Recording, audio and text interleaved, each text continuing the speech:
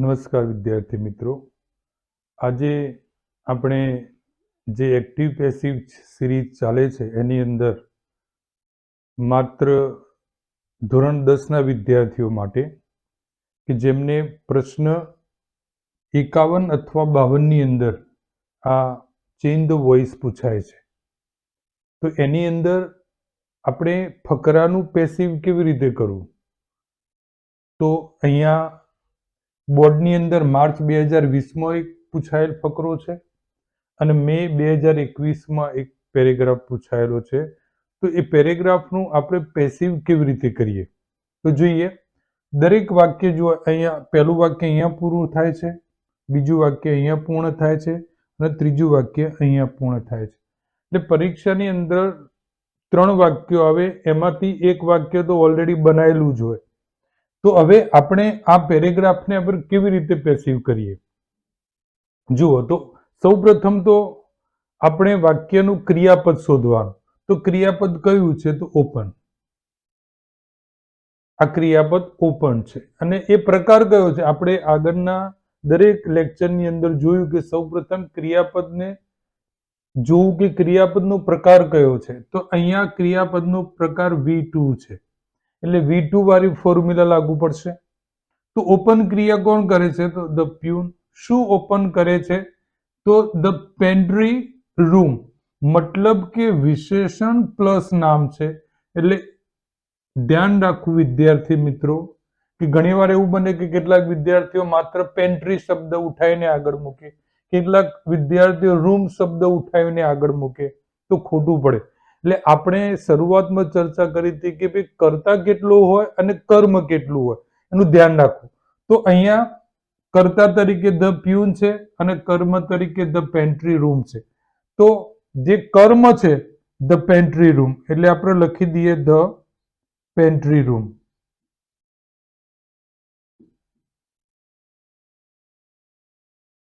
હવે અહીંયા V2 છે, એટલે જ્યારે પણ V2 હોય ત્યારે આપણે વોઝ વર પ્લસ V3 નો ઉપયોગ કરવો. એટલે ધ પેન્ટ્રી રૂમ વોઝ એક વચન છે એટલે વોઝ, અને ઓપન એનું V3 એમના એમ જ રહે ઓપન. પછી બાય ધ પ્યુન.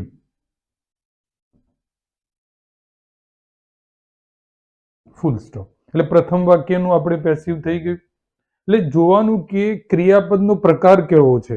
ક્રિયાપદના પ્રકારના આધારે આપણે ધ્યાન રાખવાનું કે કઈ ફોર્મ્યુલા લાગુ પડે છે.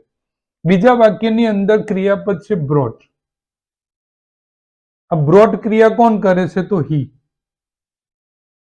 શું બ્રોટ કરે છે? એટલે મતલબ કે શું લાવે છે? તો એનો મતલબ પાઉચી. આ પાઉચીસ છે. અને જ્યારે પણ ઓફ આવે એટલે આપણે લખાયું હતું કે કર્તા કે કર્મમાં ઓફ આવે તો બંને બાજુના નાઉન લેવા. એટલે આ પાઉચીસ ઓફ મિલ્ક આખું લેવું પડે. એટલે આપણે કર્તા તરીકે અહીંયા નાઉન છે, અહીંયા કર્તા તરીકે કર્તા વિભક્તિ છે. એટલે કર્તા વિભક્તિનું કર્મ વિભક્તિમાં રૂપાંતર થશે. તો પહેલા લખીશું પાઉચીસ ઓફ મિલ્ક. હેડ જે છે તેના તે, ઓલરેડી જે છે એના એ આવશે. અને અહીંયા આ V3 છે એટલે V3 સાથે બીન આવે તો આપણે બીનનો ઉપયોગ કરીશું, બીન પ્લસ બ્રોટ. એટલે V3 છે એટલે બીન મૂકવું પડે અને પછી બાય, અને જે હે છે એનું હિમ કરવું પડે, અને પછી અન્ય શબ્દ from the parlour. From the parlour. Full stop. હવે જે ત્રીજું વાક્ય છે એ ત્રીજા વાક્યમાં ક્રિયા થાય છે ટોર. ટોર એટલે ફાડવું. એ ક્રિયા કોણ કરે છે? તો હી. શું? તો ધેમ. જે ક્રિયાપદ પછી હોય કર્મ હોય. હવે તમે જુઓ, કર્તા તરીકે કર્તા વિભક્તિ છે અને કર્મ તરીકે કર્મ વિભક્તિ છે. એટલે જ્યારે વિભક્તિ હોય કર્તા અને કર્મ, એટલે એમાં ફેરફાર કરવો પડે. એટલે આ ધેમનો કર્તા કરીશું એટલે અહીંયા ધ્યેય થશે. દે. હવે ટોર એટલે V2 છે, એટલે V2 હોય ત્યારે વોઝ વર પ્લસ V3 થાય, એટલે દે સાથે વર, પછી એનું V3 ટોન બાય એનું હિમ 1/1 એન્ડ. હવે અહીંયા પાછું એન્ડ પછી બીજું વાક્ય એટલે પોર્ડ ધ મિલ્ક. આ પોર્ડ ક્રિયા કોણ કરે છે? તો આ હી કરે છે. શું કરે છે? તો મિલ્ક. એટલે આ કરતા આ બંને વાક્યો જે છે એનો કરતા સેમ છે, પણ કર્મ અલગ અલગ છે. એટલે કર્મ અહીંયા the milk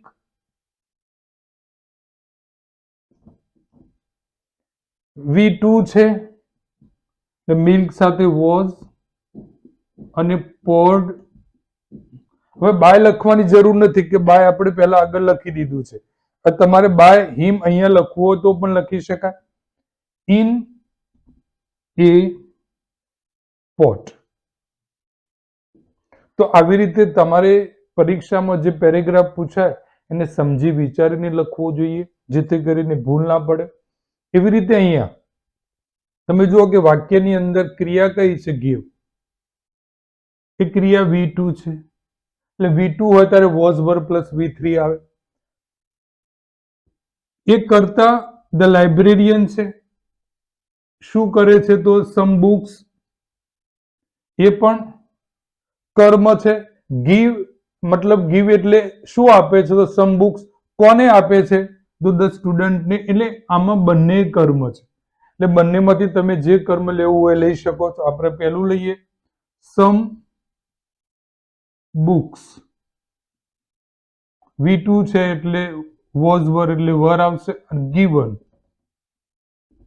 by the librarian to the students. Full stop. બીજા વાક્યની અંદર ડેવલપ ક્રિયા થાય છે. એ ક્રિયા કોણ કરે છે? તો સ્ટુડન્ટ કરે છે. શું ડેવલપ કરે છે? તો ગ્રેટ કોન્ફિડન્સ. એટલે વિશેષણ પ્લસ નાઉન છે, એટલે વિશેષણ પ્લસ નાઉન આખું જશે, એટલે અહીંયા ગ્રેટ કોન્ફિડન્સ. હવે અહીંયા જે છે V2 એટલે વોઝ વર આવશે, એટલે કરતા એક વચન છે, એટલે વોઝ અને V3 developed by the student.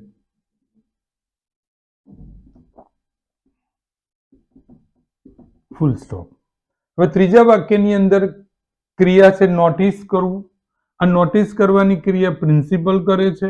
શું નોટિસ કરે છે? તો ધીસ ચેન્જ. એટલે કર્તા ધ પ્રિન્સિપલ છે અને કર્મ ધીસ ચેન્જ છે, એટલે કર્મ છે એનું કર્તા બનાવીએ ધીસ ચેન્જ. હવે તમે જુઓ છો કે અહીંયા V2 છે, એટલે V2 જ્યારે પણ વોઝ વર નો ઉપયોગ થાય V3, એટલે the change was also noticed by the principal.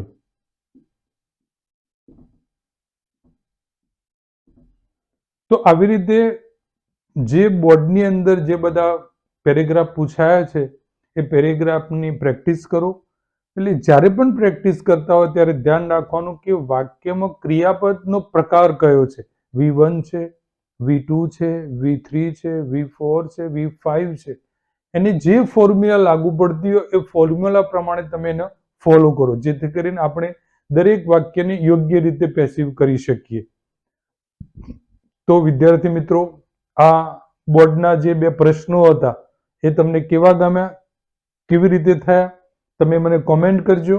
મારી ચેનલ MK ઇંગ્લિશને સબસ્ક્રાઇબ કરજો અને શેર કરજો, અને જેથી નવા વિડીયો જે લઈને હું આવું છું જેમાં તમે વધુને વધુ જે જાણકારી પ્રાપ્ત કરી શકો તમે. અને હવે પછી આપણી નવી સિરીઝ જે ચાલુ થશે એ નવી સિરીઝ